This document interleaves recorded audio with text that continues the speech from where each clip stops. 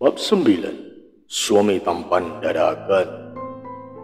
Jisya menghentikan langkahnya saat melihat di sana ada Marvel, dan di sana juga tinggal hanya ada satu kursi yang kosong, sama persis pagi tadi. Wanita itu memegang lengan suaminya dan ingin membalik badan, tak berniat lagi untuk makan malam bersama. Apalagi di sana ada Marvel yang membuat selera makannya hilang seketika. Saat ingin membalikkan badan, Jisya kembali dihentikan oleh suara Mama Sua. "Kau mau kemana, Jisya?"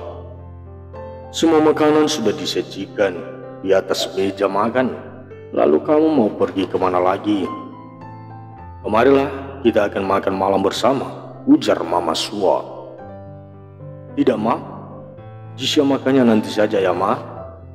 Lagi pula semua kursi sudah terisi dan hanya tinggal satu saja lagi yang masih belum digunakan. Lalu suami aku mau duduk di mana, Ma? Kalau begitu, maka itu Jisya makannya nanti saja." Ucap wanita itu ingin menarik lengan suaminya. "Suamimu kan bisa duduk di bawah lantai, Jisya. Apa susahnya sih?" ketus Mama Sua pada putrinya. Jisya menatap Mama Sua dengan pandangan kecewa. "Suamiku terlalu berharga untukku, Ma, dan aku tidak akan pernah membiarkan suamiku duduk di bawah lantai, sementara aku duduk di atas. Apalagi berdampingan dengan orang-orang munafik yang menjijikan," tegas Jisya dan menarik suaminya untuk pergi dari meja makan. "Jisya, berani kau melawan Mama?" bentak Mama Sua. "Aku menghargai Mama karena Mama itu adalah wanita yang sudah melahirkan aku. Tapi jika keperlakuan Mama melampaui batas, Jisya tetap tidak akan membenarkan, apalagi mendukung perbuatan Mama yang sudah keterlaluan." Seusai mengatakan itu, Jisya kembali melangkah pergi. "Anak itu," seru Mama Sua dengan napas yang naik turun. "Duduklah, Ma. Daripada mengurusi anak Mama yang tidak waras itu, lebih baik kita makan dengan enak, ya enggak, Mas?" ucap Arini, kemudian bertanya kepada suaminya. Suami Arini hanya balas tersenyum.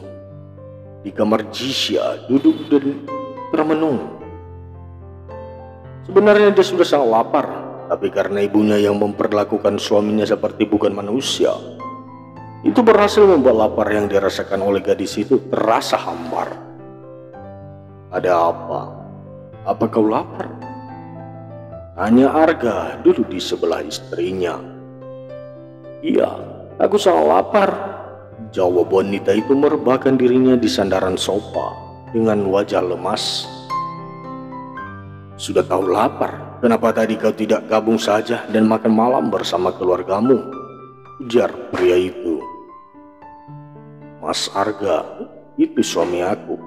Masa iya aku makan dan Mas Arga tidak makan?" jawab gadis itu.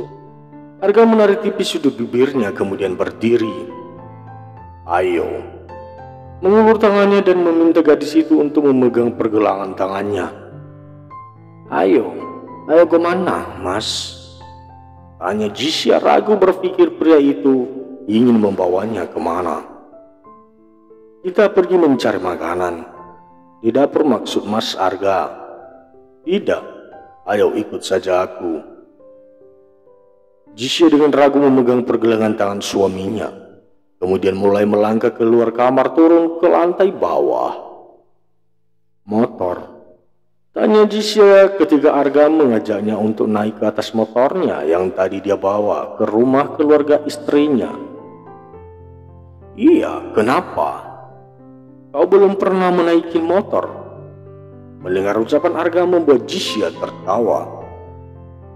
"Masa iya ada manusia di muka bumi ini yang belum pernah naik motor?" ucapnya di sisa tawanya. "Siapa tahu saja kau orangnya," canda Arga terdengar garing dengan wajah tak berekspresi. Saat tiba di tujuan lokasi tempat pria itu membawa Jisya, gadis itu sampai dibuat melongo oleh si suami. Bab 10. Ngapain di sini, Mas? Tanya Jisya kepada suaminya. Makan bakso. Ngapain lagi? Jawab Arga mengambil tempat duduk yang berada di dekat jualan gerobak itu. Jisya ikut mendudukkan dirinya di dekat Arga, kemudian melihat bapak-bapak yang sedang mengelola bakso di gerobaknya. Mas, yakin itu bersih? Tanya Jisya kepada suaminya. Aku sering makan di sini. Bersih-bersih saja. Buktinya aku tidak sakit kan? Jawab pria itu santai. Iya sih, Mas. Cuma sedikit aneh saja. Mas Arga, mau makan bakso, Mas? Tanya bapak-bapak gerobak yang menjual bakso itu. Iya, Pak. Berikan saya 2 mangkok. Ya, sebentar ya, Mas. Segera bapak-bapak penjual bakso itu membuat 2 mangkok bakso untuk Arga dan Jisya. Kamu memang sudah sering makan di sini ya, Mas? Tanya Jisya mengedar pandangannya di sekeliling. Ya, sudah sering. Jawabnya singkat. Kamu tidak malu makan di tempat seperti ini? Tanya Arga kepada istrinya. Menggeleng. Tidak. Hanya saja sebelumnya aku belum pernah makan di tempat seperti ini. Jawab gadis itu. Kenapa? Mama So tidak pernah membenarkannya. Jawab gadis itu jujur. Arga hanya menjawabnya dengan anggukan. Dar. Deringan di ponsel pria itu.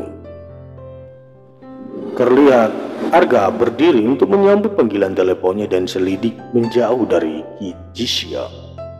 Halo, saya akan segera ke sana. Jawab pria itu memutuskan sambungan teleponnya. Pria itu kembali menghampiri istrinya dengan wajah yang terlihat berbeda dari yang tadi. Karena pria itu terlihat cemas. Ada apa, Mas? Siapa yang menelpon tadi? Kenapa kau terlihat khawatir? Tanya Jisya mengerut.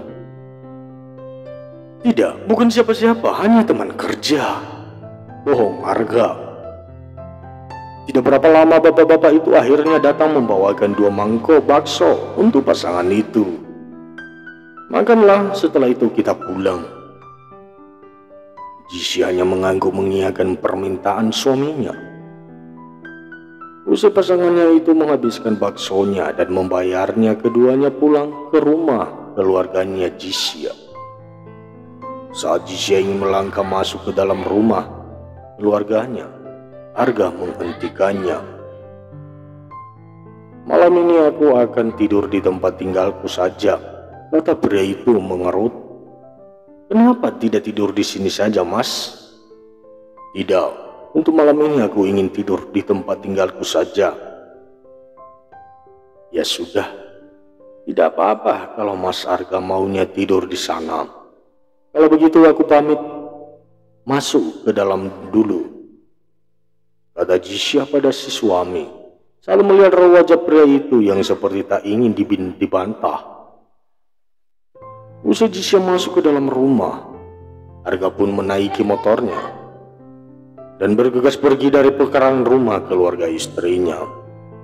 Dan ternyata pria itu hanya berbohong jika dia ingin kembali ke tempat tinggalnya. Buktinya pria itu menjalankan motornya keluar dari kompleks dan menaiki sebuah mobil. Setelahnya dia pergi begitu saja. Tak ada yang tahu pria itu sebenarnya mau kemana. Saat Jisya sudah tiba di dalam rumah, dia berpapasan dengan Malpin yang ingin pulang ke rumahnya. Wanita itu dengan wajah datar ingin melewati malam ini begitu saja. Tapi siapa sangka Malpin menahan dengan wanita itu. Seharusnya Anda tahu bersikap dengan istri orang, ucap Jisya ingin kembali melanjutkan langkahnya. Kenapa kau memilih menikah dengan seorang satpam yang miskin seperti itu? Tanya Jisya. Sinis Jisya. Ia memang hanya seorang satpam.